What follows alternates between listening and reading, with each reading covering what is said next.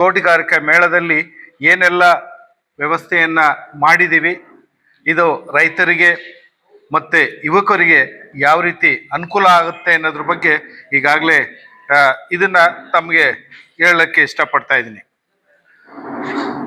ಈಗಾಗಲೇ ತಮಗೆ ಗೊತ್ತಿರೋ ರೀತಿಯಲ್ಲಿ ನಮ್ಮ ತೋಟಗಾರಿಕಾ ವಿಜ್ಞಾನಗಳ ವಿಶ್ವವಿದ್ಯಾಲಯ 2008ರಲ್ಲಿ ಪ್ರಾರಂಭವಾಗಿ ಇದುವರೆಗೂ ನಾವು ಸತತವಾಗಿ ತೋಟಗಾರಿಕಾ ಮೇಳವನ್ನು ಹಮ್ಮಿಕೊಂಡು ಬಂದಿದ್ದೀವಿ.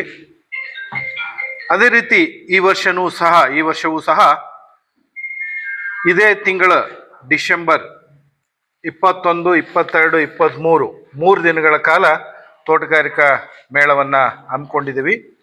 ಈ ವರ್ಷ ನಮ್ಮ ವಿಶೇಷವಾದಂಥ ಘೋಷವಾಕ್ಯ ಅಥವಾ ವೇದವಾಕ್ಯ ಏನಂದರೆ, ಮೌಲ್ಯವರ್ಧನೆ ಮತ್ತು ರಫ್ತು ಅವಕಾಶಗಳಿಗಾಗಿ ನಿಖರ ತೋಟಗಾರಿಕೆ ಎಂಬ ವಿಷಯವನ್ನು ಇಟ್ಕೊಂಡು ನಾವು ಈ ಸರಿ ಮೇಳವನ್ನು ಹಮ್ಮಿಕೊಂಡಿದ್ದೀವಿ.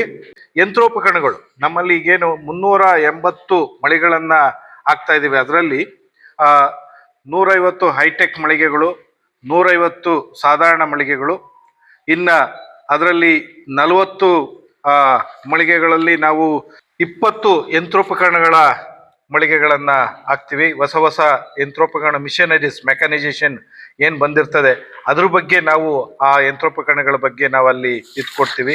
ಇನ್ನು 10 ನರ್ಸರಿ ಹೊಸ ತಳಿಗಳನ್ನು ಗಿಡಗಳ ಬಗ್ಗೆ ಪರಿಚಯಿಸಲಿಕ್ಕೆ 10 ಮಳಿಗೆಗಳಿರ್ತವೆ.